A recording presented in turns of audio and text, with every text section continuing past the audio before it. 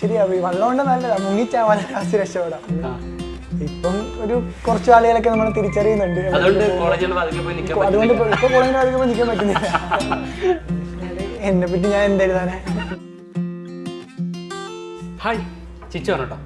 അപ്പോൾ നോർമലി നമ്മുടെ ടിക്ടോക്ക് എന്ന് പറയുന്നത് ഭയങ്കരമായിട്ട് വൈറലായിട്ടുള്ളൊരു സംഭവമായിരുന്നു. അപ്പോൾ ടിക്ടോക്ക് പോയപ്പോഴേക്കും കുറേ പേര് ഭയങ്കരമായിട്ട് വിഷമത്തിലായിരുന്നു എന്നൊക്കെ നമ്മൾ പറഞ്ഞു. കുറച്ച് പേർക്ക് ഭയങ്കര സന്തോഷമൊക്കെ ആയിരുന്നു. പക്ഷേ എങ്കിലും ബേസിക്കലി നോക്കുമ്പോൾ ഇന്ന്, അതായത് ഇത്രയും നാൾ കഴിഞ്ഞിട്ട് നോക്കുമ്പോഴേക്കും ടിക്ടോക്ക് എന്ന് പറയുന്നത് നല്ലൊരു എൻ്റർടൈൻമെൻറ്റ് പ്ലാറ്റ്ഫോം ആയിരുന്നു. ഇപ്പോൾ ഞാൻ തന്നെയാണെങ്കിലും ഫോൺ എടുത്തിട്ട് ജസ്റ്റ് ഒന്ന് ആപ്പ് ഇങ്ങനെ സ്ക്രോൾ ചെയ്യുമ്പോഴേക്കും ടിക്ടോക്ക് കാണുമ്പോൾ ജസ്റ്റ് ഒന്ന് കയറി നോക്കുമായിരുന്നു വീഡിയോസ് കാണാൻ വേണ്ടി. പലതരത്തിലുള്ള കണ്ടൻറ്റാണ് അതിനകത്തുള്ളത്. അപ്പോൾ ബേസിക്കലി ഇന്ന് എൻ്റെ കൂടെയുള്ള ഈ ഒരാൾ എന്ന് പറയുന്നത് എന്താ പറയുക, ഒരു സെലിബ്രിറ്റിയാണ്. ആൾ പൊളിയാണ്, കിടുവാണ്. പിന്നെ സബർജിൻ്റെ തോട്ടമാണെന്നൊന്നും ഞാൻ പറയുന്നില്ല, അതൊന്നും പറയാൻ അടുത്ത് പറഞ്ഞിട്ടില്ല. പക്ഷേ എങ്കിലും ആളൊരു വൻ സംഭവമാണ്. അപ്പോൾ ഇന്ന് നമ്മുടെ കൂടെയുള്ളത് വേറെ ആരുമല്ല, നമ്മുടെ സ്വന്തം അമീർ ഷയാണ്. അപ്പോൾ അമീർ ഷയുടെ ബേസിക് ആയിട്ടുള്ള അല്ലെങ്കിൽ ഏറ്റവും പ്രധാനപ്പെട്ട ഹൈലൈറ്റ് എന്ന് പറയുന്നത് ഈ ചിരിയാണ്. സോ എങ്ങനെ സാധിക്കുന്നു ഇങ്ങനെ ചിരിക്കാനായിട്ട്? അങ്ങനെ നോർമലി ഓക്കെ. അപ്പോൾ അമീർ ഷാ, ഇൻ കേസ് ഇത് വളരെ സാങ്കല്പികമായിട്ടുള്ളൊരു സംഭവമാണ്. ഒരു ഡേറ്റിംഗ് ആപ്പിൽ അമീർ ഷാ ഒരു പ്രൊഫൈൽ ക്രിയേറ്റ് ചെയ്യണം. അപ്പോൾ അമീർ ഷയെക്കുറിച്ചുള്ള ഒരു പ്രൊഫൈൽ ക്രിയേറ്റ് ചെയ്യാൻ പോകണം. സോ അങ്ങനെയാണെന്നുണ്ടെങ്കിൽ എന്തൊക്കെയായിരിക്കും അവിടെ എഴുതി ചേർക്കാൻ പോകുന്നത്?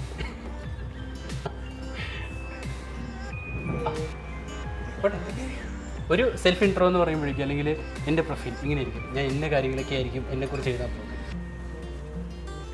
എന്നെ പറ്റി ഞാൻ എന്തെഴുതാനാ? എങ്കിലും സെൽഫ് ആയിട്ടുള്ളൊരു കോൺഫിഡൻസ് അല്ലെങ്കിൽ നമുക്ക് നമ്മളെക്കുറിച്ചുള്ള ഒരു ധാരണ ഉണ്ടല്ലോ. അപ്പോൾ എന്തായിരിക്കും പറയുന്നത്? കുഴപ്പമില്ല, അതൊക്കെ വിട്. നമുക്കൊരു സെൽഫ് ഇൻട്രൊഡക്ഷൻ വേണം. വീട്, നാട്, വീട്ടിലാരൊക്കെയുണ്ട്, എന്താ ചെയ്യുന്നത്, കാര്യങ്ങളൊക്കെ വേഗം പറഞ്ഞു. എൻ്റെ പേര് അമീർ എന്നാണ്. അതറിയാം. ബാക്കി കാര്യങ്ങളാണ് നമുക്കറിയുന്നത്. എൻ്റെ വീട് പുളിങ്കുന്നാണ്. അത് കുട്ടനാട്ടിൽ ആലപ്പുഴ ജില്ലയിലാണ്. എൻ്റെ വീട്ടിൽ ഉമ്മ, വാപ്പ, അനിയൻ, അനിയത്തി. വാപ്പായ്ക്ക് സ്ക്രാപ്പിൻ്റെ അഗ്രികച്ചവടമാണ്. ഓക്കെ. ഉമ്മ ഹൗസ് വൈഫ് തന്നെയാണ്. ഞാനിപ്പോൾ BSc റേഡിയോളജി കഴിഞ്ഞിട്ട് ഒരു വർഷം കഴിഞ്ഞു. ഇപ്പം കറണ്ട് വർക്കിംഗ് അല്ല, പോകുന്നു. വീഡിയോസ് ഒക്കെ ചെയ്ത്. അപ്പോൾ പ്രധാനപ്പെട്ട ഒരു ചോദ്യം എന്ന് പറയുന്നത്, ഈ അമീർ ഷാ എന്ന് പറയുന്നത് പല തരത്തിലുള്ള വെറൈറ്റി കണ്ടന്റുകളുടെ ഒരു കൂമ്പാരമാണെന്ന് പറയാം. പറഞ്ഞു കേട്ടു, ആരൊക്കെയോ പറഞ്ഞു കേട്ടു, അസൂയക്കാർ പറഞ്ഞോണെന്ന് എനിക്കറിയില്ല. അതെങ്കിലും ഈ കണ്ടന്റ് ഒക്കെ ഇത് എവിടെ നിന്ന് വരുന്നത്?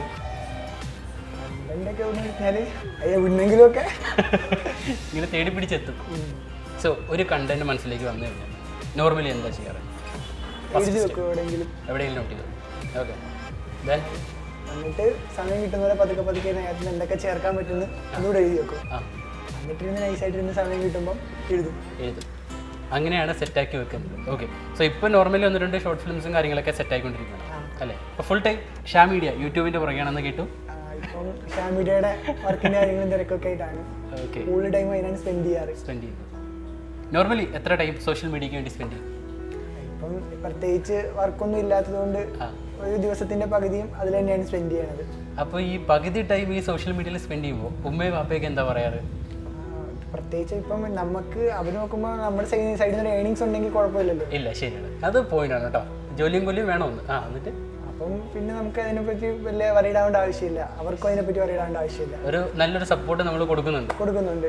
അപ്പോൾ അതുകൊണ്ട് തന്നെ ഫാമിലിയിൽ നിന്ന് ഫുൾ സപ്പോർട്ടായിട്ട് അല്ലേ? ഫാമിലിയിൽ നിന്ന് വലിയ കുഴപ്പമില്ലാത്ത രീതിയിൽ സപ്പോർട്ട് ഉണ്ട്.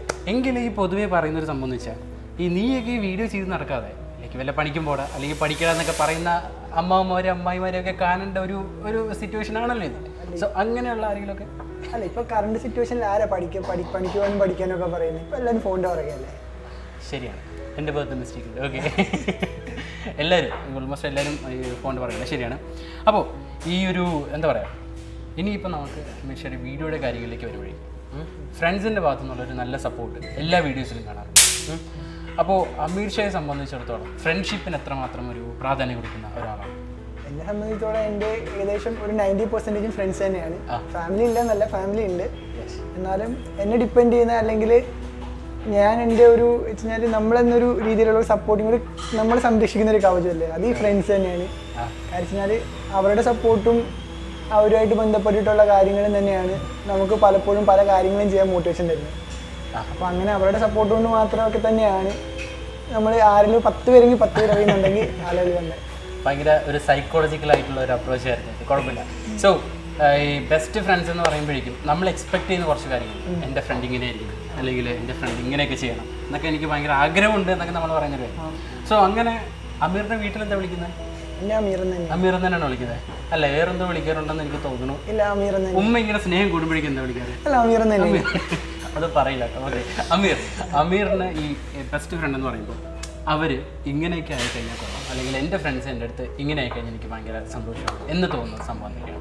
എൻ്റെ ഫ്രണ്ട്സ് വെച്ചാൽ ഇപ്പം എന്തെങ്കിലും കുറവുകളോ കാര്യങ്ങളുണ്ടോ ഒരിക്കലും നമ്മളെ തള്ളിപ്പറഞ്ഞിട്ട് പോകരുത്. കാര്യം നമ്മുടെ കൂടെ നിന്നിട്ട് അത് തീർത്തണം. അല്ലാണ്ട് ഇപ്പം നമ്മളിപ്പോൾ കൂടെ ഉള്ളൊരുത്തനെ തഴഞ്ഞിട്ട് എവിടെ പോയാലും ആരും രക്ഷപിടിക്കാൻ പോകുന്നില്ല. നമ്മുടെ ജീവിത അനുഭവമൊക്കെ ഒരുപാട് കാണിച്ചു തന്നിട്ടുണ്ട്, ഒരുപാട് വേറെ കാര്യം. സെക്കൻ വേറെ ലെവലാണ് കേട്ടോ. സോ അപ്പോൾ അമീർ ഷാ എന്ന് പറയുന്ന ഒരു വ്യക്തി എന്ന് പറഞ്ഞാൽ ഫ്രണ്ട്ഷിപ്പിന് ഭയങ്കര ഒരു പ്രാധാന്യം കൊടുക്കുന്ന ഒരാളാണെന്നാണ് ബേസിക്കലി പറഞ്ഞു വെച്ചിരിക്കുന്നത്. ഓക്കെ, അപ്പോൾ ഇനിയിപ്പോൾ എല്ലാവർക്കും ചോദിക്കാനുള്ള അല്ലെങ്കിൽ ചോദിക്കാൻ ആഗ്രഹമുള്ള ഒരു സംഭവം എന്ന് പറയുന്നത് before TikTok and after TikTok എന്താണ് ആ ഒരു ചേഞ്ച് അല്ലെങ്കിൽ ആ ഒരു മാറ്റം? ടിക്ടോക്കിന് മുമ്പ് കഴിഞ്ഞാൽ നമ്മളിപ്പോൾ എവിടെയെങ്കിലുമൊക്കെ പോവുകയാണെങ്കിലും നോർമലി ഒരാളായിട്ട് കണ്ടിട്ട് ആരും നമുക്ക് വലിയ മൈൻഡൊന്നും തരുത്തൊന്നുമില്ല. എവിടെയൊക്കെ പോയി വല്ല കോളേജിൻ്റെ വാതിക്കലൊക്കെ പോയി നിൽക്കുമ്പോഴേ ആരൊന്നും മൈൻഡൊന്നും ചെയ്തൊന്നുമില്ലായിരുന്നു. ഇപ്പം ഒരു കുറച്ച് ആളുകളൊക്കെ നമ്മൾ തിരിച്ചറിയുന്നുണ്ട്. അതുകൊണ്ട് ഇപ്പോൾ കോളേജിൻ്റെ വാതിക്കൽ പോയി നിൽക്കാൻ പറ്റുന്നില്ല. പിന്നെയുള്ള സംഭവിച്ചു കഴിഞ്ഞാൽ ടിക്ടോക്ക് എന്ന് പറഞ്ഞാൽ ഒരു നമ്മുടെ എത്തിക്കഴിഞ്ഞാൽ നമ്മളെന്താണ്, നമുക്ക് എന്തെങ്കിലും ചെയ്യാൻ പറ്റുമോ എന്ന് കാണിക്കാൻ പറ്റുന്ന ഒരു നല്ല പ്ലാറ്റ്ഫോമാണ്. എനിക്ക് എൻ്റെ കഴിവൊന്നും എനിക്കതിൽ ഇതാക്കാൻ പറ്റിയിട്ടില്ല. വെച്ചാൽ അത് അതിനകത്ത് ഒരുപാട് കഴിവുള്ള ആളുകളുണ്ട്. നമ്മളതിനൊന്നും വെറും അശ്വമാണ്, കാരണം ഒരുപാട് ആളുകളുണ്ട് അങ്ങനെ. അപ്പോഴത്തേക്കും പിന്നെ അല്ല അതുകൊണ്ടല്ലോ ഉള്ളതായിരുന്നു. അപ്പോഴത്തേക്കും നമുക്ക് അതിൽ നിന്ന് കിട്ടി കഴിഞ്ഞാൽ കുറേ സപ്പോർട്ടേഴ്സിനെ കിട്ടി. കാര്യം വെച്ചാൽ നമ്മൾ എന്തുണ്ടായിരുന്നു നമുക്ക് 100% സപ്പോർട്ട് ചെയ്യുന്ന കുറേ ആളുകളുണ്ട്. അതിപ്പം നമ്മുടെ ഒന്നും പ്രതീക്ഷിക്കാണ്ട് നമ്മളിപ്പോൾ സപ്പോർട്ട് ചെയ്യുന്ന അവർക്ക് എന്തെങ്കിലും കിട്ടും, ഒന്നും കിട്ടത്തില്ല. പക്ഷെ അവരുടെ മനസ്സിൻ്റെ വലിപ്പം കൊണ്ട് നമ്മളെ സപ്പോർട്ട് ചെയ്യുന്ന ഒരുപാട് ആൾക്കാരുണ്ട്.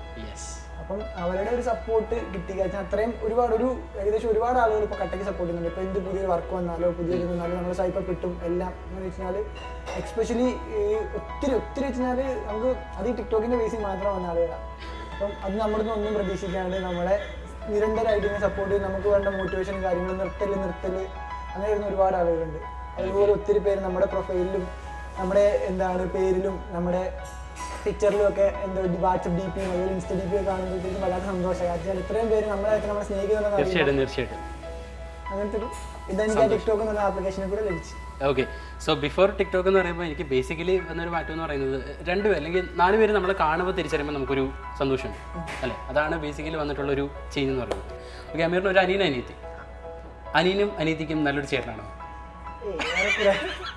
അല്ല, നിങ്ങൾ എന്നെ സ്വാഭാവികമായിട്ടും ഈ ഇളയത്തങ്ങളെ കൊണ്ടവർ മൂത്തരനോട് കുടുംബകലമല്ല, നേരെ മറിച്ച് ഒരു നല്ല ഇടനാൻ പറ്റും ആർക്കെങ്കിലും.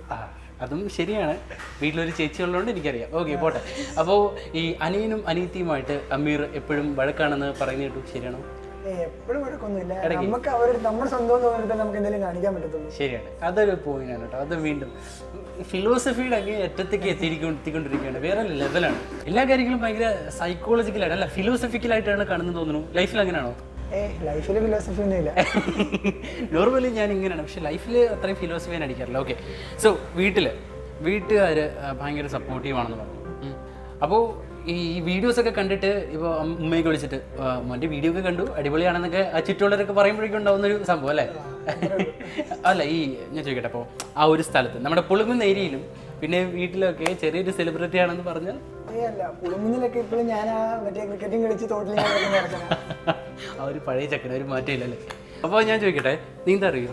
പിന്നെ ശരിക്കും ആലപ്പുഴക്കാരനാണെന്ന് പറഞ്ഞിട്ട് നീന്താ അറിയത്തില്ലെന്ന് പറയുമ്പോഴേക്കും എനിക്കൊരു വിഷമമുണ്ട്. പക്ഷേ കുട്ടനാട്ടുകാർ അങ്ങനെയല്ല കേട്ടോ. അപ്പോൾ ഈ ഒരു വെള്ളപ്പൊക്കത്തിൻ്റെ സമയം, അപ്പോൾ അതിനെങ്ങനെയാണ് നിങ്ങൾ ഫേസ് ചെയ്യുന്നത്? വെള്ളപ്പൊക്കത്തിൻ്റെ ടൈം വെച്ച് കഴിഞ്ഞാൽ ഞങ്ങൾക്ക് ഈ കുട്ടനാട്ടുകാരെ സംബന്ധിച്ചിടത്തോളം വെള്ളപ്പൊക്കം എന്ന് പറയുന്നത് ഞങ്ങളുടെ ജീവിതത്തിൻ്റെ ഒരു ഭാഗമാണ്. ഞങ്ങൾക്കിപ്പം 2018 വെള്ളം കുറച്ച് കൂടുതൽ പോയി, അത്രേ ഉള്ളൂ. നോർമൽ, ഇതൊക്കെ സ്വാഭാവികം, ഞങ്ങൾക്ക് ഇതൊന്നും ഒരു ഇതല്ല. അപ്പോൾ അവിടെ എല്ലാ വീടുകളിലും ഒരു വെള്ളം വേണം എന്നതിനെ കുറിച്ചുള്ള അഭിപ്രായം എന്താണ്? ശരിയാ, വെള്ളം കൊണ്ട് നല്ല മുങ്ങിച്ചാൽ രക്ഷപ്പെടാം, പരിധിക്ക് അപ്പുറത്ത് പോയാലേ. അതെ, വെള്ളം വരുന്ന സമയം. ഓക്കെ, അപ്പോൾ ആ കാര്യങ്ങളൊക്കെ അങ്ങനെ പോകുന്നു. ദെൻ ഇപ്പോൾ ഇതിൻ്റെ കൂടെ തന്നെ, അതായത് വീഡിയോസ് ചെയ്യുന്നതിൻ്റെ കൂടെ തന്നെ മറ്റ് പ്ലാൻസ് എന്തൊക്കെയാണ്? ഇപ്പം നിലവിൽ ഞങ്ങൾക്കൊരു ഷോപ്പ് ഉണ്ട്. അതിൽ എൻ്റെ 2 ഫ്രണ്ട്സ് ഉണ്ട്, മഹേഷ് ഹരിരാജ്. അപ്പം 2 ഫ്രണ്ട്സ് കൂടി ഞങ്ങളൊരു ഷോപ്പ് സ്റ്റാർട്ട് ചെയ്തിട്ടുണ്ട്. അത്യാവശ്യം കുഴപ്പമില്ല, അതൊരു സൈഡിലൊരു വരുമാനമാണ്. എന്ത് ഷോപ്പാണ്? മെൻസ് വെയർ ആണ്. പുളിങ്കുന്നിൽ തന്നെയാണ്, ലെഫ്റ്റ് ഹാൻഡ് എന്ന് പറയും. ഇത് ബർത്ത്ഡേ ഗിഫ്റ്റാ. ഓക്കെ, അല്ല ഞാനിവിടെ വീഡിയോ ഷൂട്ടിന് വേണ്ടിയിട്ട് വല്ല എടുത്തിട്ട് വന്നാണെങ്കിലും നമുക്ക് കൊടുത്തതല്ല. ഓക്കെ, ആ അതെടുത്ത് അവന്മാർ തന്നെ വായിച്ചു. അതുണ്ട് കേട്ടോ. ബർത്ത്ഡേ ഗിഫ്റ്റ് എന്ന് പറയുമ്പോൾ ബർത്ത്ഡേ കഴിഞ്ഞു. ആ ബർത്ത്ഡേ കഴിഞ്ഞു, 25-ാം തീയതി ആയിരുന്നു കഴിഞ്ഞു. കഴിഞ്ഞ 25 ബിലേറ്റഡ് ഹാപ്പി ബർത്ത്ഡേ വിഷസ്. ചായ മാത്രമേ ഉള്ളൂ എനിക്ക് തരാനായിട്ട്, കുടിച്ചു. ഓക്കെ, ആ സോ അങ്ങനെ ഒരു മെൻസ് വെയർ കാര്യങ്ങളൊക്കെ ആയിട്ട് അതിൻ്റെ കൂടെ തന്നെ സൈഡായിട്ട് പോകും. ദെൻ ഇനി യൂട്യൂബ് ചാനലിൻ്റെ കാര്യത്തിലേക്ക് വരുമ്പോൾ ഷാ മീഡിയ എന്ന് പറഞ്ഞിട്ടൊരു കിടിലൻ യൂട്യൂബ് ചാനൽ ഇങ്ങനെ പോയിക്കൊണ്ടിരിക്കുകയാണ്. എന്താണ് യൂട്യൂബ് ചാനലിനെ കുറിച്ചുള്ള പ്രതീക്ഷകൾ?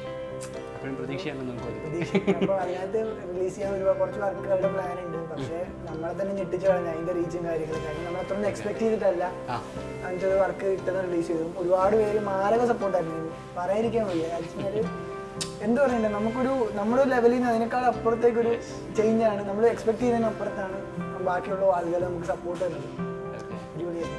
അതങ്ങനെയാണ് കേട്ടോ. നമ്മൾ മലയാളികൾ പൊതുവെ അങ്ങനെയാണ്. നമുക്കൊരാൾ ഇഷ്ടപ്പെട്ട് കഴിഞ്ഞാൽ നമ്മൾ കട്ടയ്ക്ക് സപ്പോർട്ട് ചെയ്യും, എപ്പോഴും കൂടെ നിൽക്കും. അതങ്ങനെയാണ്. ഓക്കെ, എനിക്കൊന്ന് അമീറിൻ്റെ ചിരിയിലാണെന്ന് തോന്നുന്നത് എല്ലാവരും വീണത്. കാണോ, ചിരി നല്ലതാണെന്ന് ഏകദേശം എത്ര പേര് പറഞ്ഞിട്ടുണ്ടോ? കൗണ്ട് ഉണ്ടോ? അല്ല, നമുക്ക് ഇപ്പം നമുക്കൊരു പോസിറ്റീവ് ഉണ്ടെങ്കിൽ അത് കണ്ടുപിടിക്കാൻ കഴിയുന്ന ആളുടെ മനസ്സിന്റെ വലുപ്പമല്ല. അല്ലാണ്ട് ഇപ്പൊ അതൊക്കെ പറയണമെന്നുണ്ടെങ്കിൽ അല്ലെങ്കിൽ നമ്മുടെ ബസ്സല്ലല്ലോ. ചെക്ക് ഫിലോസഫി അടിച്ചതിന് കൊള്ളു. ഇത് കുറേ ആയാലും ഇത് കുഴപ്പമില്ല, എന്തായാലും കൊള്ളാം കേട്ടോ. ലൈഫിനെ നമ്മൾ ഭയങ്കര എന്താ പറയുക, ആ ഒരു രീതിയിൽ അപ്രോച്ച് ചെയ്യുന്നത് ചില പോയിന്റുകളിൽ നല്ലതാണ്. ഇപ്പോൾ ഒരുപാട് പേര് ഫോളോ ചെയ്യുന്നുണ്ട്, സപ്പോർട്ട് ചെയ്യുന്നുണ്ട്, കാര്യങ്ങളൊക്കെ സെറ്റാണ്. ഇപ്പോൾ നല്ലൊരു ഫാൻ ബേസ് ഉണ്ട്, ഇത്രയും പോപ്പുലറാണ്, ഇത്രയും കിടുവാണ്, അടിപൊളിയാണ്, പൊളിയാണ്. പൈസ എന്ന് പറയിപ്പിച്ചല്ല ഞാൻ പറഞ്ഞത്. അപ്പോൾ ഈ ഒരു ടിക്ടോക്കിന് ശേഷം ഒരുപാട് പ്രപ്പോസൽസ് കാര്യങ്ങളൊക്കെ വന്നു എന്നൊക്കെ നമ്മളിങ്ങനെ അറിഞ്ഞു. ഒരു പറച്ചിൽ കേട്ടതാണ്. അതും വീണ്ടും അസൂയക്കാർ പറയുന്നതാണെന്ന് അറിയില്ല. എന്താണ് സംഭവം? അത് വെച്ചാല് നേരിട്ട് കാണുന്നത് നമ്മളോടുള്ള ഒരു അട്രാക്ഷൻ. അത് പ്രപ്പോസൽ എന്ന് പറയാൻ പറ്റില്ല. പ്രപ്പോസൽ എന്ന് പറയുമ്പോൾ ഉള്ളിൽ നിന്ന് വരണ്ടാവില്ല. അതെ, നമ്മളെ അറിഞ്ഞ് നമ്മളെന്താന്ന് മനസ്സിലാക്കിയിട്ട് അറിയണ്ടാവില്ല. ഉള്ളിൽ നിന്ന് വരുന്ന അല്ലെന്നാണ് പറഞ്ഞേക്കുന്നത്. ഓക്കെ, അതൊന്ന് ശരിയാക്കി കൊടുത്തേക്കണം. അതുകൊണ്ടല്ല തമാശക്ക്. ഓക്കെ, അപ്പോൾ അങ്ങനെ ഒരുപാട് എന്തോ തരുണി മണികൾ ഫാൻസ് ആയിട്ടുണ്ടെന്നൊക്കെ അറിഞ്ഞു കേട്ടോ. അതല്ല, ഫുള്ള് നമുക്ക് നമ്മുടെ ഫാൻസ് സപ്പോർട്ടേഴ്സ് പെങ്ങന്മാർ അത്രേ ഉള്ളൂ. അവിടെയും വേറെ ലെവൽ അപ്രോച്ച്. ഓക്കെ, ഇത് അസൂയ കൊണ്ടൊന്നും പറയുന്നില്ല കേട്ടോ, അതുപോട്ടെ. പിന്നെ ഈ സപ്പോർട്ടേഴ്സിൻ്റെ കാര്യം പറഞ്ഞുകൊണ്ട് വേറൊരു കാര്യം കൂടെ ചോദിക്കാനായിട്ടാണ്. അതായത് ഇപ്പോൾ ഈ സോഷ്യൽ മീഡിയയിൽ നമ്മൾ നോർമലി കാണുന്നത് 2 തരത്തിലുള്ള സപ്പോർട്ടേഴ്സാണ്. ഒന്ന് പോസിറ്റീവായിട്ട് കാര്യങ്ങൾ കണ്ട് സപ്പോർട്ട് ചെയ്യുന്ന ആൾക്കാർ, 2 നെഗറ്റീവായിട്ട് എല്ലാത്തിനും കണ്ട് അങ്ങനെ സപ്പോർട്ട് ചെയ്യുന്ന ആൾക്കാർ. സോ അമീർ ഷായ്ക്ക് ഈ ഒരു സോഷ്യൽ മീഡിയ പ്ലാറ്റ്ഫോമിൽ നിന്ന് നെഗറ്റീവ്സ് ആയിട്ടുള്ള ഒരു റിയാക്ഷൻ അല്ലെങ്കിൽ അങ്ങനൊരു സംഭവം ഉണ്ടായിട്ടുണ്ട്? വെച്ചിട്ട് ഇതുവരെ അങ്ങനെയൊന്നും വന്നിട്ടില്ല. ഇതുവരെയുള്ള എല്ലാവരും പോസിറ്റീവായിട്ട് സപ്പോർട്ട് ചെയ്യുന്നതും ആരും അങ്ങനെ നെഗറ്റീവായിട്ട് ഇതുവരെ ഒന്നും പറഞ്ഞിട്ടില്ല. അതിനുള്ള വഴി ഞാൻ ഒരിക്കലും കൊടുത്തിട്ടില്ല. ഞാൻ കണ്ണിൽ ഉണ്ണിയാണ് അല്ലേ? അതെ, കണ്ണിൽ ഉണ്ണിയൊന്നുമല്ല, എന്നാലും ആരെ കൊണ്ടൊന്നും പറയിപ്പിക്കേണ്ട അവസ്ഥ ഇതുവരെ വന്നിട്ടില്ല. ഇങ്ങനെ ആരും പറഞ്ഞിട്ടില്ല. അങ്ങനെ ആർക്കെങ്കിലും പറയാൻ തോന്നുന്നുണ്ട്, അതാണ് എൻ്റെ ഒരു കാര്യം. സോ ഈ നെഗറ്റീവ് സപ്പോർട്ട്, നെഗറ്റീവായിട്ട് ഇങ്ങനെ കമൻ്റ് ഇടുന്ന കുറച്ച് ആൾക്കാർ, ഈ നമ്മൾക്കിങ്ങനെ നോക്കിക്കഴിഞ്ഞാൽ ഈ നെഗറ്റീവ് കമൻറ്റ്സ് ഇടുന്ന ഓൾമോസ്റ്റ് എല്ലാ പ്രൊഫൈലും ഫേക്ക് ആയിരിക്കും. അല്ലെങ്കിൽ ലൈക്ക് ഒരു ഐഡൻറ്റിറ്റി ഉണ്ടാവില്ല അവർക്ക്. അങ്ങനെയുള്ള അക്കൗണ്ട്സിൽ നിന്ന് ഇങ്ങനെയുള്ള കമൻറ്റുകൾ വരാറ്. സോ ഒരു നെഗറ്റീവ് കമൻറ്റ്സ് ഇടുന്ന ആൾക്കാരോടൊക്കെ ആയിട്ട് അല്ലെങ്കിൽ അങ്ങനെയുള്ള ഐഡിയകളോട് എന്താ പറയാനുള്ളത്? ഇനിയിപ്പം ഞാൻ എൻ്റെ ഐഡിയിൽ ഇതുവരെ ആരും നെഗറ്റീവ് ഇട്ട് കണ്ടിട്ടില്ല. കണ്ടാൽ തന്നെ എന്താ ബ്രോ കാര്യം അങ്ങനെ ഇട്ടതിൻ്റെ കാര്യം നമുക്കറിയാമല്ലോ. അപ്പോൾ ചിലർ പറയുന്നത് ജാടയാണ്, അതുകൊണ്ടായിരിക്കും. പക്ഷേ നമ്മളെ നേരിട്ട് അറിയാണ്ടപ്പോൾ പറയുമ്പോൾ ഞാൻ പറയും ബ്രോ അങ്ങനെയൊന്നുമില്ല. അവിടുത്തെ ജസ്റ്റ് ഫ്രണ്ട്ലി ടോക്ക് സംസാരിച്ച് കഴിയുമ്പോൾ ആ പ്രശ്നം അവിടെ തീരും. പലർക്കും നമ്മളെ കാണാത്തത് കൊണ്ട് നമ്മളൊരു പരിചയമില്ല, സംസാരിച്ചിട്ടില്ല, അതുകൊണ്ട് അവരുടെ മനസ്സിൽ നമ്മളെപ്പറ്റി ഒരു ധാരണയുണ്ട്. ആ ധാരണയാണ് പലരെ കൊണ്ടും പലരും ചെയ്യിക്കുന്നത്. പക്ഷെ നമ്മൾ അങ്ങനെയൊന്നും അല്ലെന്ന് നമുക്കൊക്കെ എല്ലാം അറിയത്തുള്ളൂ. അത് ശരിയാണ് കേട്ടോ. നമ്മളിപ്പോൾ എന്താ പറയുക, ഒരു മെസ്സേജ് അയച്ചു, 2 മെസ്സേജ് അയച്ചു, 3 മെസ്സേജ് അയച്ചു, റിപ്ലൈ കിട്ടിയില്ലെങ്കിൽ ഉടനെ ജാടയാണെന്ന് കരുതില്ല. അത്രയും തിരക്കൊക്കെ ഉള്ളതുകൊണ്ടാണ്. തിരക്കുള്ളതുകൊണ്ട് നമുക്ക് കാണാൻ നോർമലി ഒരുപാട് മെസ്സേജ് വരുന്നതാണ്, അതുകൊണ്ടാണ്. സോ അല്ലാതെ വേറെ കാര്യങ്ങളൊന്നും കൊണ്ടല്ല. അപ്പോൾ അത് നമുക്ക് സീരിയസ്ലി മനസ്സിലാവും. കാരണം നമ്മളൊക്കെ ഫേസ് ചെയ്യുന്ന ഒരു പ്രശ്നമാണിത്. സോ ഈ ഒരു ജാടയാണെന്നൊക്കെ ഒരുപാട് മെസ്സേജ് വരാറുണ്ടല്ലോ. ജാട അങ്ങനെ മെസ്സേജ് വരില്ല. ഒത്തിരി അയച്ചിട്ടും ചിലർ പറയും ജാട കൊണ്ടാണോ റിപ്ലൈ. എത്ര മെസ്സേജ് ഞാൻ അയച്ചു ചേട്ടാ, ഒരു റിപ്ലൈ. അതാ പ്രശ്നം. നമ്മള് അത് വെച്ചാൽ മനഃപൂർവ്വം കൊടുക്കാത്തല്ലോ. പക്ഷെ വെച്ചാൽ നമ്മൾ സാഹചര്യം കൊണ്ട് കാണാത്തതോ അല്ലെങ്കിൽ എന്തായാലും നമ്മൾ ഫുൾ ടൈം നമുക്ക് ഇൻസ്റ്റയിലോ ഇതിലോ വാട്സപ്പിലോ ഒക്കെ മെസ്സേജ് നോക്കിക്കൊണ്ടിരിക്കാൻ നമുക്ക് നമ്മുടെ ആയിട്ടുള്ള കാര്യങ്ങളുടെ ഇടയ്ക്ക് നമ്മൾ നോക്കുന്ന ടൈമിൽ കാണുന്ന മെസ്സേജിനൊക്കെ റിപ്ലൈ കൊടുക്കും. പിന്നെ കാണാത്ത ഒരുപാട് മെസ്സേജസ് കാണും. അപ്പോൾ അവരായിരിക്കും ജാട എന്ന് പറയുന്നത്. അപ്പോൾ ഏതെങ്കിലും സാഹചര്യത്തിൽ കാണുമോ അവർ നേരിട്ട് വന്ന് നമുക്ക് അവർക്കത് ക്ലിയർ ആയി പോകും. ശരിയാണ്, അത്രേ ഉള്ളൂ കാര്യം. അതാണ് ഇങ്ങനെ എല്ലാം സിമ്പിളായിട്ട് കാണുക. അതാണ് നമ്മളൊക്കെ ചെയ്യേണ്ടത്. അപ്പോൾ ഇൻസ്റ്റഗ്രാമിൽ മുംബൈ ഇന്ത്യൻസിനെ ഫോളോ ചെയ്യുന്നതായിട്ടുണ്ട്. സോ മുംബൈ ഇന്ത്യൻസ് ഫാനാണ്. ഞാൻ കട്ട മുംബൈ ഇന്ത്യൻസ് ആണ്. ഞാൻ വെച്ചാൽ സച്ചിൻ ഉയിര്. അപ്പോൾ അന്നോട്ട് മുംബൈ ഇന്ത്യൻസ് ആണ്. അപ്പോൾ അതുകൊണ്ട് തന്നെ ഭയങ്കര പോസിറ്റീവായിട്ട് ഭയങ്കര ഹോപ്പ്ഫുള്ളായിട്ടാണ് ഇങ്ങനെ പോയിക്കൊണ്ടിരിക്കുന്നത്. തോറ്റ് തുടങ്ങാറുണ്ട്. യെസ്, അത് ഞാൻ കണ്ടു. അതുകൊണ്ടാണ് ഞാൻ ചോദിച്ചത്. എൻ്റെ അടുത്ത് 2-3 തവണ പറഞ്ഞു ഫ്രണ്ട്സിനെ കുറിച്ച് എനിക്ക് ഒരുപാട് കാര്യങ്ങൾ പറയാനായിട്ടുണ്ടെന്ന്. സോ അപ്പോൾ ഫ്രണ്ട്സിനെ കുറിച്ചുള്ള ഒരു എസ്സേ എഴുതാനായിട്ട് സെറ്റായിട്ടിരിക്കുകയാണ്. സോ 15 മാർക്കിൻ്റെ എസ്സേ ആണ്, 3 പേജിൽ കവി. അത് ഉപന്യസിച്ചോളുക. ഫ്രണ്ട്സിനെ പറ്റി പറയുകയാണെങ്കിൽ ഞാൻ വെച്ചാൽ എൻ്റെ നാടിനൊക്കെ വെച്ചാൽ ഭയങ്കര പിള്ളേരെല്ലാവരും ഒത്തിരി ഞങ്ങൾക്കൊരു ഒരുപാട് ഇങ്ങനെ സംസാരിക്കാനുള്ള ഒരു ജംഗ്ഷനിലുള്ള ഒരുപാട് കുട്ടികളും ഒരുപാട് പിള്ളേരൊക്കെ ഒരുപാട് സ്ഥലം അവർ വെച്ചാൽ ഭയങ്കര ഫ്രണ്ട്ലി ആയിട്ടും ഞങ്ങൾ ആ ഒരു അറ്റ്മോസ്ഫിയറിൽ വന്നതാണ്. എനിക്കും ഈ പറയുന്ന പോലെ അത്യാവശ്യം വലിയ സ്റ്റാൻഡേർഡ് ടൈപ്പ് വെച്ചാൽ ഇപ്പോൾ ഇത് ഹൈഫൈ ഒന്നുമല്ല ഞങ്ങളുടെ നാട്. നോർമലി ഒരു കുട്ടനാട്. ശരിയാണ്, അറിയാം. അപ്പോഴത്തേക്കും അങ്ങനത്തെ ഒരു സെറ്റപ്പിലാണ് എൻ്റെ ഫ്രണ്ട്സ് വന്നത്. പിന്നെ അങ്ങനെ അതായിരുന്നു ഞാൻ ജീവിച്ച ചുറ്റുപാട്, മറന്ന ചുറ്റുപാട്. അപ്പോൾ അതുകൊണ്ട് തന്നെ നമുക്ക് എന്താണ് വേറൊരു രീതിയിൽ ഫ്രണ്ട്സിനെ ഒരുപാട് ഇപ്പോൾ ഒരുത്തം നല്ലൊരുത്തം വന്നാലും മോശപ്പെട്ട രീതിയിലെടുത്ത് ഇപ്പോൾ ഒരു ഡ്രസ്സിങ്ങിൽ വന്നാലും നമുക്ക് ഒരിക്കലും ആ കമ്പാരിസൺ പറ്റില്ല.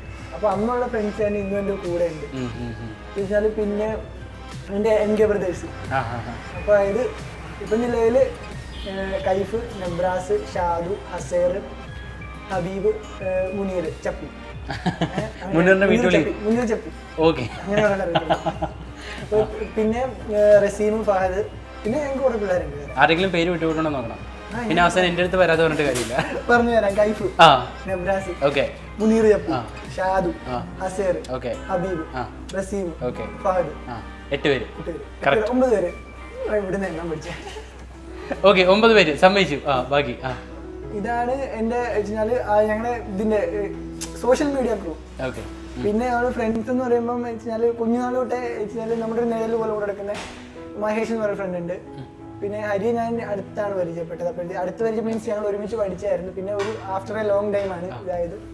പിന്നെ അങ്ങനെ എടുത്തു പറയാനാണെങ്കിൽ എൻ്റെ ഡിഗ്രിയിൽ എനിക്ക് ഒരുപാട് കൂട്ടുകാരുണ്ട്. ആസിഫ്, ബിജിൻ, അതുപോലെ അലൻ, അങ്ങനെ ഒരുപാട് ഫ്രണ്ട്സ് ഉണ്ട്. റോഹൻ, ഗോഡിൻ, എണ്ണി തീർക്കാൻ പറ്റാത്ത ഇത്രയും ഫ്രണ്ട്സ് ഉണ്ട്. കാര്യം വെച്ചാൽ നമ്മുടെ ആകപ്പാട് ഒരു മുതൽക്കൂട്ടം എന്ന് പറയുന്നത് ഇവറ്റകളാണ്.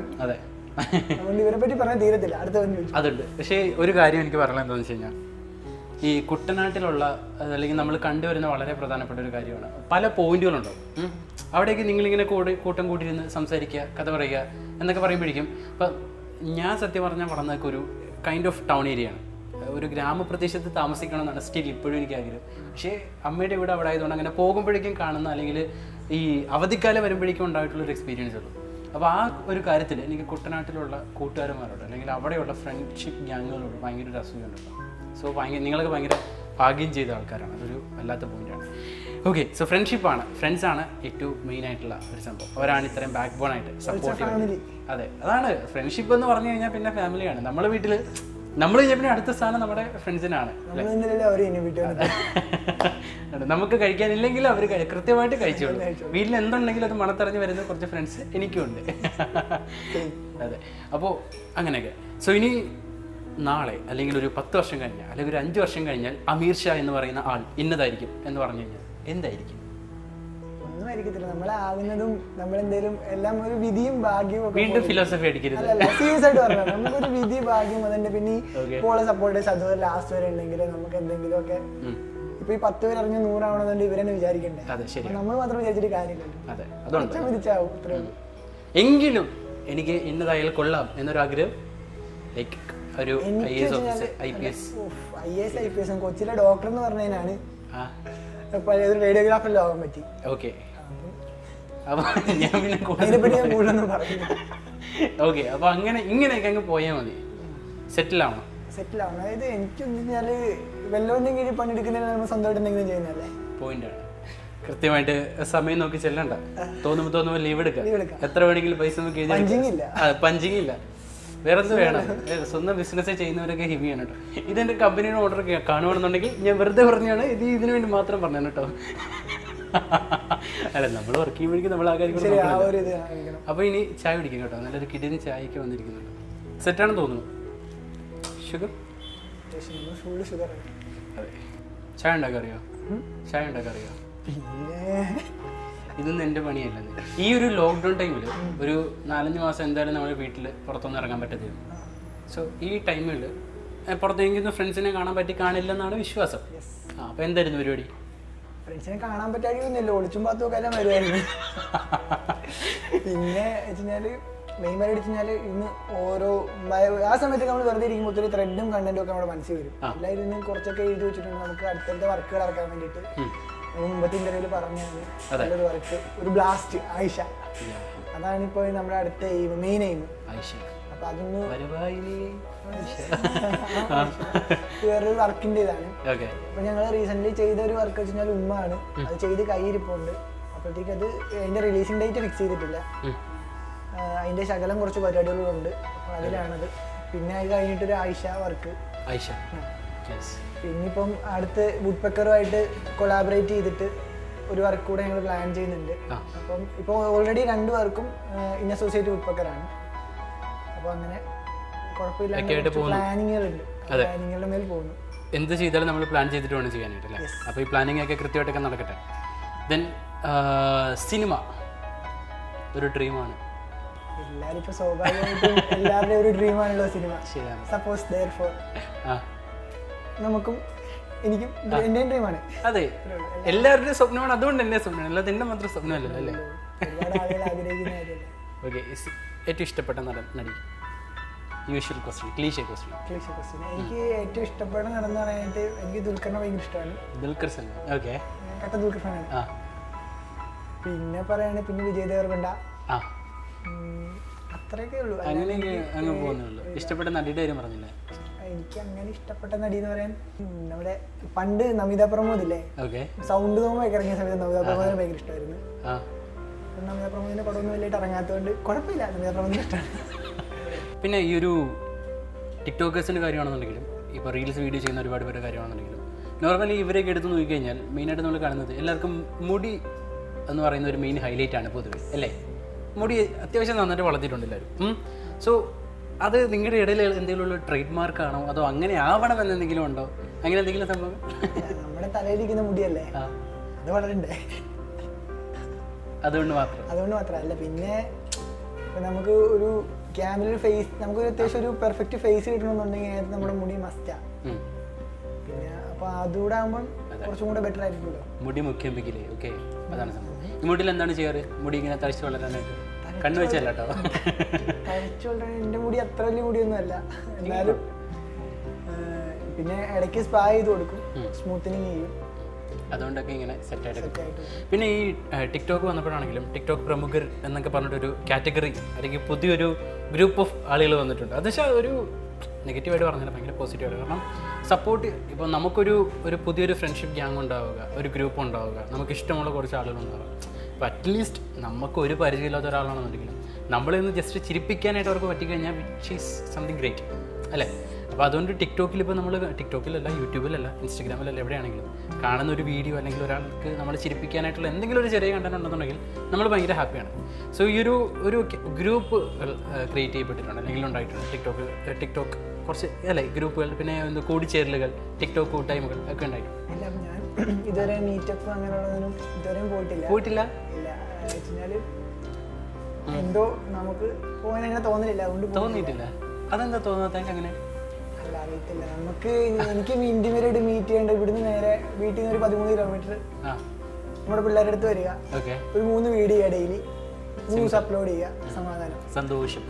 അവിടേക്കാണ് നമ്മൾ വരുന്നത്. ഈ അമീർ ഷാ എന്ന് പറയുന്ന ഒരാൾക്ക് ഏറ്റവും കൂടുതൽ സാറ്റിസ്ഫാക്ഷൻ നൽകുന്ന സംഭവം എന്താണ്?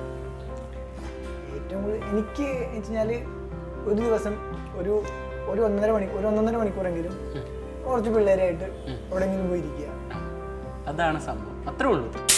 വളരെ ലളിതമായിട്ട് ജീവിക്കുന്ന ഒരു മനുഷ്യനാണ്. അതാണ് നമ്മുടെ സാറ്റിസ്ഫാക്ഷൻ.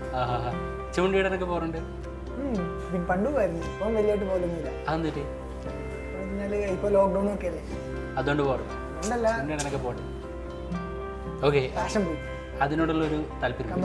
എങ്കിലും ഒരു എന്താ പറയുക, യൂട്യൂബ് ഇത്രയും വീഡിയോസൊക്കെ ചെയ്യുന്നു, അല്ലെങ്കിൽ ഇപ്പോൾ ഇൻസ്റ്റാഗ്രാമിൽ ഒരുപാട് റീൽസ് വീഡിയോ ചെയ്യുന്നുണ്ട്, ദെൻ ടിക്ടോക്ക് വീഡിയോസ് ഒക്കെ ആണെന്നുണ്ടെങ്കിൽ തന്നെ അപ്പോൾ വീഡിയോസ് ചെയ്യുമ്പോൾ ഉണ്ടാകുന്ന ഒരു സാറ്റിസ്ഫാക്ഷൻ ഉണ്ട്. അതിനെക്കുറിച്ച് ഒരു വീഡിയോ സാറ്റിസ്ഫാക്ഷൻ കിട്ടണമെന്നുണ്ടെങ്കിൽ ആ ക്യാമറ എടുക്കുന്നവരല്ലേ, അവൻ നിന്ന് അവൻ്റെ പദം വരും, റീടേക്ക് എടുത്ത് നമുക്ക് സാറ്റിസ്ഫൈഡ് ആകുമ്പോൾ അല്ലെങ്കിൽ വേറൊരാൾ പറയുമ്പോൾ ഞാൻ മിക്കതും എന്ന് വെച്ച് കഴിഞ്ഞാൽ എൻ്റെ സാറ്റിസ്ഫാക്ഷനിലല്ല ഇടുന്നത്. എടുത്തു തരുന്നോ കൊള്ളാന്ന് പറഞ്ഞാൽ നമ്മൾ എടുത്തെങ്കിലും എന്നെ മെയിനായിട്ട് വീഡിയോ എടുക്കുന്നത് അസേർ, ഞങ്ങൾ കൊടുത്തിട്ടുള്ള അസേറാണ്. അവന് ഓക്കെ ആണെങ്കിൽ നമുക്ക് ഓക്കെ, അവന് കിട്ടുള്ളൂ. അല്ലാതെ അമീർ ഓക്കെ എനിക്ക് ഇത് ഓക്കെയാണ്, എനിക്ക് ഈ വീഡിയോ ഇഷ്ടപ്പെട്ടു അതുകൊണ്ട് ഞാൻ പോസ്റ്റ് ചെയ്തു, എനിക്ക് ഓക്കെ ആണെങ്കിൽ ഞാൻ അവനോട് ചോദിക്കും. അവൻ ഓക്കെ എന്ന് പറഞ്ഞാൽ പിന്നെ ഒന്നും നോക്കാനില്ല, ഡബിൾ ഓക്കെ. അപ്പോൾ അമീറിന് ഓക്കെ ആയത് അവൻ ഓക്കെ അല്ലെന്ന് പറഞ്ഞാൽ അവൻ ഓക്കെ അല്ലെന്ന് പറഞ്ഞാൽ ഒന്നും എടുക്കും. ഇപ്പം നോർമലി ഞാനൊക്കെ ആണെന്നുണ്ടെങ്കിൽ എനിക്ക് ഓക്കെ ആണെന്ന് പറഞ്ഞു കഴിഞ്ഞാൽ പിന്നെ ഞാൻ വേറെ ഒന്നും നോക്കാറില്ല എന്നുള്ളതാണ് ഒരു കാര്യം. ഇല്ല, അത് സ്വാഭാവികമായിട്ട് അവർ വെച്ചാൽ അവരൊരു ഓഡിയൻസിന്റെ വ്യൂ പോയിന്റ് നല്ലതായിരിക്കുമല്ലോ അത് നോക്കുന്നത്. ശരിയാണ്. അപ്പോൾ നമ്മളിൽ നിന്ന് എന്താ അവർ എക്സ്പെക്ട് ചെയ്യുന്നത്, അത് കിട്ടുവാണെങ്കിൽ അവർ പറയും ഡൈവേർട്ട് ചെയ്തോളാം. അതെ. ആദ്യത്തെ വീഡിയോ വൈറലായപ്പോഴേക്കും ഉണ്ടായിട്ടുള്ള ആ ഒരു എക്സ്പീരിയൻസ്, ആ ഒരു സംഭവം എന്തായിരുന്നു? ഞാൻ എൻ്റെ ഫസ്റ്റ് വീഡിയോ വൈറലായി വെച്ചാൽ അന്നത്തെ പഴയ ഞാൻ ആദ്യം മ്യൂസിക്കലി എന്നൊരു ആപ്ലിക്കേഷൻ ഉണ്ടായിരുന്നു എടുത്തത്. അപ്പോൾ അത് കഴിഞ്ഞ് ഞാൻ ഇടയ്ക്ക് കുറച്ച് സ്റ്റോപ്പ് ചെയ്തായിരുന്നു. ആ മ്യൂസിക്കലി എടുത്തപ്പോഴത്തേക്കും ഞാൻ ജസ്റ്റ് ചുമ്മാ ഒരു വീഡിയോ ചെയ്തിട്ട് എൻ്റെ മൂന്നാമത്തെ വീഡിയോ എന്തായിരുന്നു, ആ വീഡിയോ ആ ടൈമിൽ 1K 2K എന്നൊക്കെ പറഞ്ഞ് ഭയങ്കര ലൈക്കാണ്. ഇപ്പോഴത്തെ ഒരു അതായത് ഈ ടിക്ടോക്ക് നിർത്തുമ്പോൾ ഉള്ള ഒരു 100K എഫക്റ്റ് അന്ന് ആ 2K തരും. കാര്യം അങ്ങനത്തെ ആളുകൾ പറയാം. അപ്പം ഭയങ്കര ഇതായിരുന്നു എനിക്കെന്ന് ഓർത്തപ്പോഴത്തേക്കും അങ്ങനത്തെ ഒരു എന്താ പറയണ്ടേ, നമുക്കൊരു പറഞ്ഞറിയിക്കാൻ പറ്റാത്തൊരു സന്തോഷമായിരുന്നു. പക്ഷേ ഇന്ന് 2K എന്നൊക്കെ പറഞ്ഞു കഴിഞ്ഞാൽ അതൊരു 10 മിനിറ്റ് കൊണ്ട് കയറുന്ന സംഭവമാണ് അല്ലേ? ഇന്ന് 200K ആണ് ലൈക്ക് അല്ലേ? അന്ന് ആ 2K കയറി അതിൻ്റെ ഒരു സന്തോഷത്തിൽ നിന്നപ്പോഴത്തേക്കും ഇന്നിപ്പം ഈ പറഞ്ഞ ഇപ്പം നിങ്ങൾ പറഞ്ഞ പോലെ ഒരു എത്ര 10 മിനിറ്റ് വരുന്നത് അന്ന് ഇന്ന് ഇൻസ്റ്റാഗ്രാമിൽ 270K ഉണ്ട്. ഇപ്പോൾ അതുപോലെ തന്നെ ടിക്ടോക്ക് നിർത്തുമ്പോൾ ഏകദേശം 7 ലാഖിന് മലേഷ്യ 8 ലാഖ് അടുത്തുണ്ടായിരുന്നു. അന്ന് ഈ 2K തൊട്ട് 7 ലാഖ് വരെ സപ്പോർട്ട് ചെയ്ത കുറേ ആളുകളുണ്ട്. തീർച്ചയായിട്ടും. അപ്പോൾ അവരാണ് ഇന്നും കൂടെ ഉള്ളതുകൊണ്ടാണ് ഈ 200, 300, 400, 500 ഒക്കെ നമുക്ക് കയറി പോണേ. അതെ, ഇതങ്ങനെ അങ്ങ് കയറി പോട്ടെ എന്നാണ് പറയാനുള്ളത്. കയറി പോയാൽ മതിയായിരുന്നു.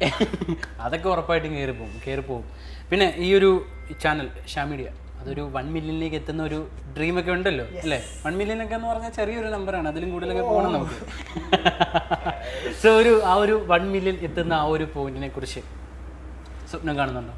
നമുക്ക് ഇരുന്നിട്ട് കാല് നീട്ടിയാൽ പോരെ, അതും ഒരു പോയിന്റ് ആണ്.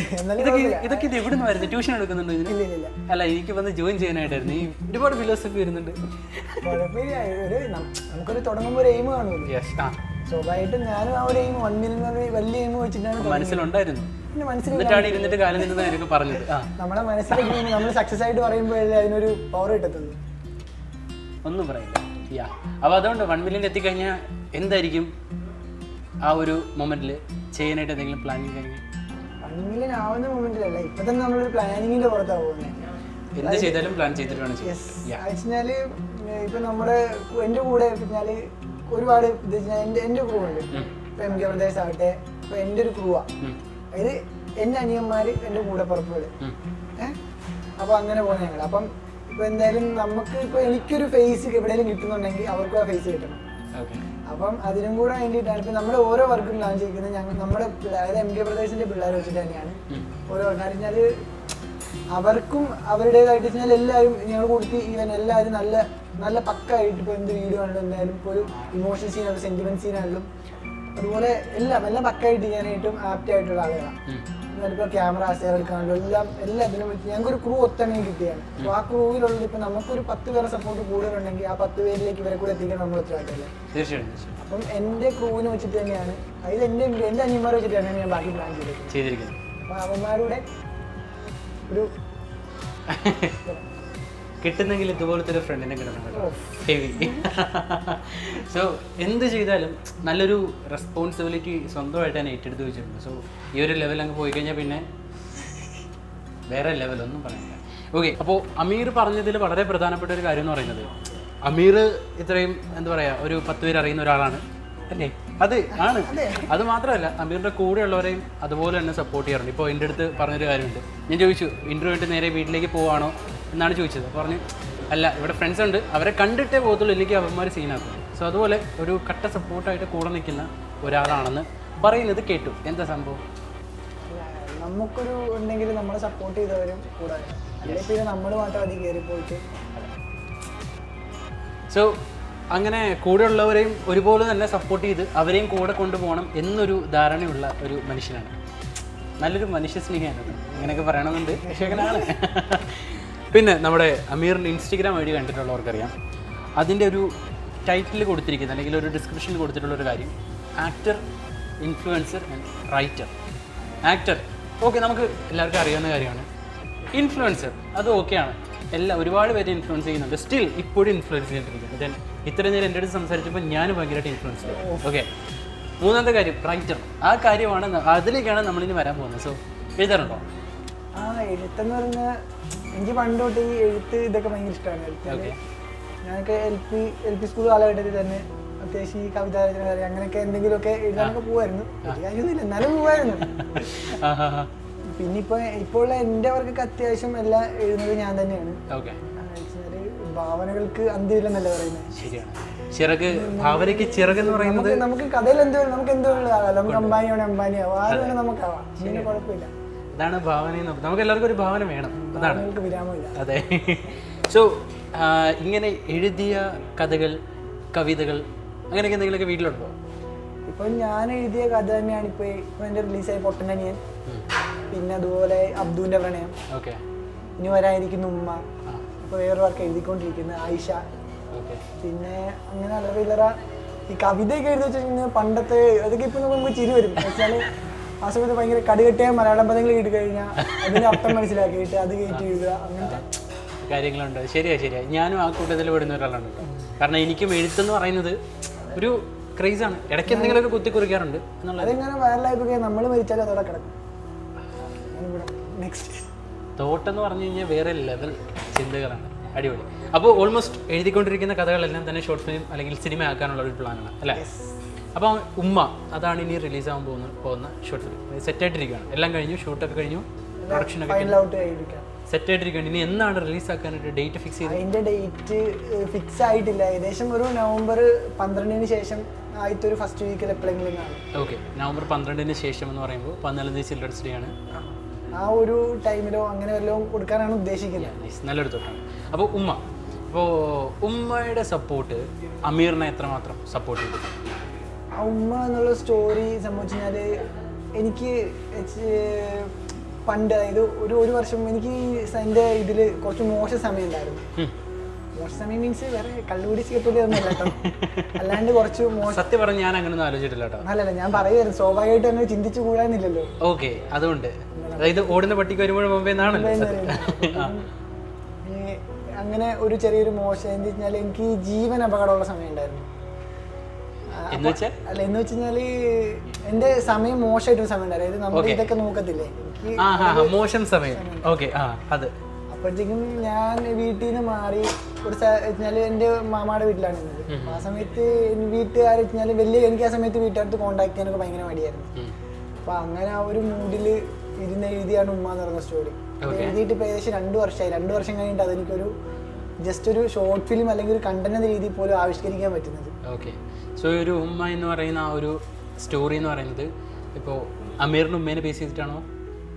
അല്ല, ഉമ്മ വെച്ചാൽ നമുക്ക് എല്ലാവർക്കും ഒരു കാഴ്ചപ്പാടില്ലേ, നമുക്ക് നമ്മുടെ ഏറ്റവും സുരക്ഷിതമായ ഒരു കവചം. അപ്പോഴത്തേക്കും ബേസ് ചെയ്തിട്ടല്ല, പക്ഷെ എനിക്ക് അന്ന് മനസ്സിൽ വന്നൊരു സ്റ്റോറി ഞാനങ്ങ് എഴുതി തുടങ്ങിയാണ്. അത് ഇത്രത്തോളം ആവും ഇങ്ങനത്തെ ഒരു രീതിയിലേക്ക് കൺവേർട്ട് ചെയ്യാമെന്ന് ഒരിക്കലും പ്രതീക്ഷയില്ല. ആസ് എ സ്റ്റോറി നമ്മൾ ഈ ഫേസ്ബുക്കിലൊക്കെ ഞാനിങ്ങനെ എഴുതിയിടുമായിരുന്നു, നമ്മൾ ഈ സ്റ്റാറ്റസ് ഒക്കെ എഴുതിയെടുത്തിട്ട് അങ്ങനെ എഴുതിയിടാൻ വേണ്ടിയിട്ട് എഴുതി വന്നപ്പോഴത്തേക്കും എനിക്ക് ഭയങ്കരമായിട്ടൊരു ആഗ്രഹം കയറി അതെങ്ങനെയെങ്കിലും ഒന്ന് ഒരു ചെറിയൊരു ഫോണിൻ്റെ സ്ക്രീൻ അതൊരു വർക്കൊക്കെ കാണുന്നു. അതിനുള്ള ഇതൊക്കെ എടുത്തിട്ട് പക്ഷേ കുറേ നാൾ 2 വർഷം മുമ്പ് എഴുതിയ സ്റ്റോറി അതുണ്ട് കേട്ടോ. ശരിയാണ്, കുഴപ്പമില്ല. അപ്പോൾ മാക്സിമം ഇതുപോലെ ഒരുപാട് കഥകളൊക്കെ എഴുതി ഇനി ഒരുപാട് എന്താ പറയുക ക്രിയേറ്റീവ് ആയിട്ടുള്ള കണ്ടന്റുകൾ, ഒരുപാട് സിനിമകൾ, ഷോർട്ട് ഫിലിംസ് ഒക്കെ ഞങ്ങൾ പ്രതീക്ഷിക്കുന്നു. വാപ്പിയുടെ കാര്യങ്ങളൊക്കെ അമീർ പറഞ്ഞല്ലോ. സോ വാപ്പി അമീറിനെ എത്രമാത്രം സപ്പോർട്ട് ചെയ്യുന്നു? എന്നെ സപ്പോർട്ട് വെച്ച് കഴിഞ്ഞാൽ നമ്മൾ കൊച്ചിലൂടെ നമുക്ക് വേണ്ട ഇപ്പം നമ്മൾ എന്തെങ്കിലും കാര്യം ആഗ്രഹിച്ചാൽ അത് സ്പോട്ടിൽ എത്ര കഷ്ടപ്പാടാണ് നമ്മുടെ മുന്നിൽ കിട്ടും. അതാണ് വാപ്പ. പിന്നെ വെച്ച് കഴിഞ്ഞാൽ നമുക്ക് എന്തെങ്കിലും ആഗ്രഹങ്ങൾ കാര്യങ്ങളൊക്കെ ഉണ്ടെങ്കിൽ മൂപ്പരടുത്ത് പറഞ്ഞു കഴിഞ്ഞാൽ അത് വേണ്ടതാണോ വേണ്ടാത്ത കാര്യങ്ങളൊന്നും സാധിച്ചു തരത്തില്ല. അങ്ങനെയൊക്കെ എന്നെയൊക്കെ തോന്നിയേക്ക് വിട്ടിരുന്ന ഞാൻ പഠിച്ചു പോകാൻ ആവശ്യം. ഞാൻ നല്ല കുട്ടിയാണ് അല്ലേ? ഇന്ന് ഞാൻ നല്ല കുട്ടിയാണ്. എനിക്കിപ്പം എനിക്ക് എൻ്റെ സ്വഭാവത്തിൽ ഇപ്പം മാറ്റണം എന്ന് തോന്നുന്നത് എൻ്റെ ദേഷ്യം മാത്രമല്ല. അതിൻ്റെ വേറൊരു കാര്യം, എനിക്ക് പൊതുവേ ദേഷ്യം ഭയങ്കര കൂടിയൊരു കൂട്ടത്തിലാണ്. ശരിക്കും ഈ ദേഷ്യം വന്നു കഴിഞ്ഞാൽ എന്താ ചെയ്യാറ്? ഞാൻ പെട്ടെന്ന് ഓവറായിട്ട് റിയാക്ട് ചെയ്യും. ഓവർ റിയാക്ട് ചെയ്ത് ദേഷ്യം ഇതുവരെ ഞാൻ ദേഷ്യം വരാനായിട്ട് ചോദ്യം ചോദിച്ചില്ല എന്നാണ് എൻ്റെ ഒരു വിശ്വാസം. ദെൻ ഉമ്മയിലേക്ക് വരുമ്പോഴേക്കും ഉമ്മയ്ക്ക് വളരെ പ്രിയപ്പെട്ട ഒരു ആദ്യത്തെ പുത്രൻ പുന്നാര മകൻ എന്നൊക്കെയാണോ അതോ? അല്ല, എൻ്റെ ഉമ്മയ്ക്ക് അങ്ങനെ തന്നെയാണ്. അങ്ങനെ തന്നെയാണ്. പിന്നെ വെച്ചാല് എൻ്റെ ഉമ്മയ്ക്ക് ഭയങ്കര ക്ഷമയാണ്. എൻ്റെയൊക്കെ സ്വഭാവത്തിന് വേറെ ആരും ആണെങ്കിൽ വലിച്ചേറി വരും. അമീർ ഭയങ്കര ദേഷ്യത്തിലാണ്, ഉമ്മ ഭയങ്കര പാവമാണ്, ഭയങ്കര ക്ഷമിച്ചാണ് ഉമ്മ നിൽക്കുന്നത്. എങ്കിലും ഉമ്മയിൽ ഏറ്റവും ഇഷ്ടപ്പെട്ട ക്വാളിറ്റി എന്താണ്?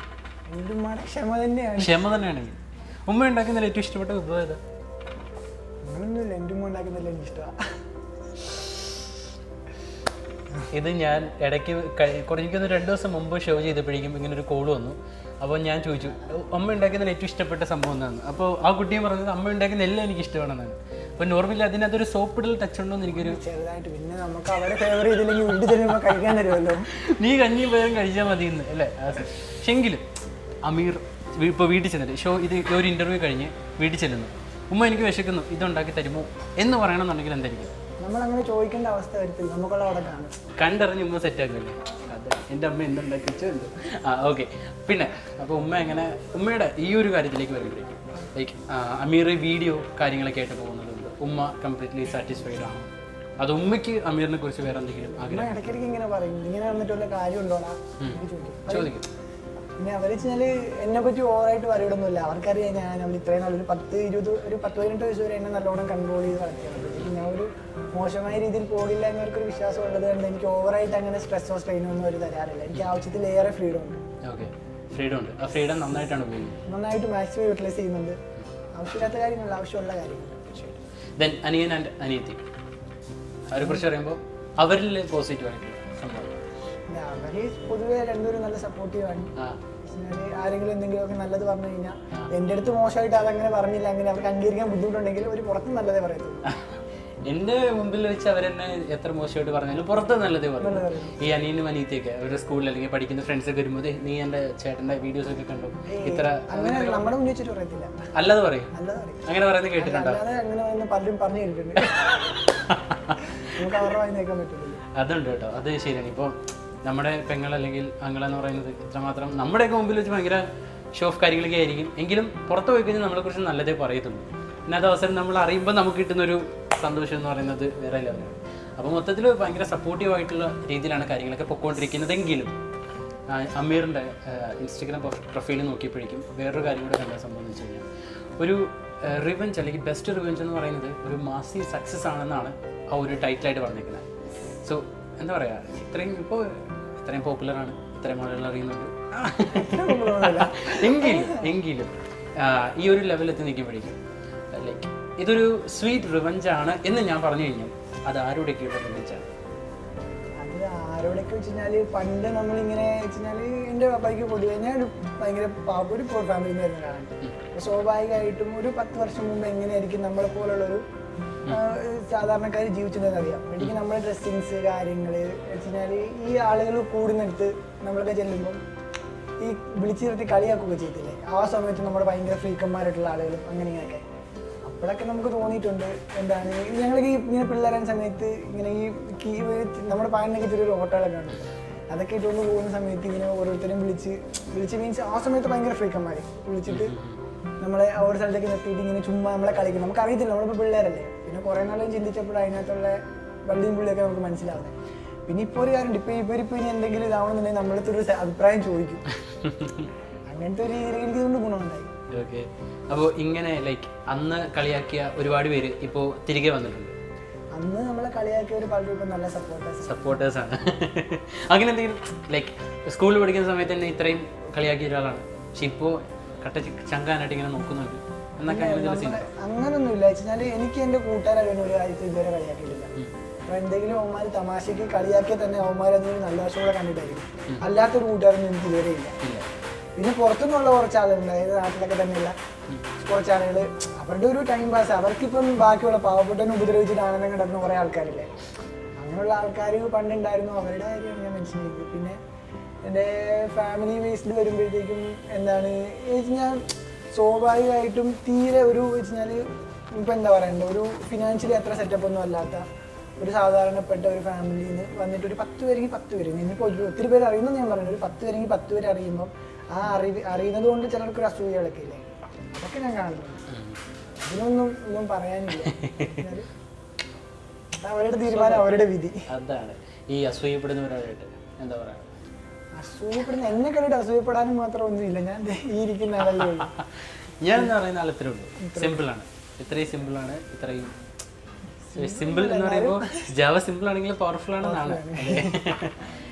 സോ അമീർ ഷാ വീഡിയോസൊക്കെ അടിപൊളിയായിട്ട് ചെയ്യുന്നുണ്ട്.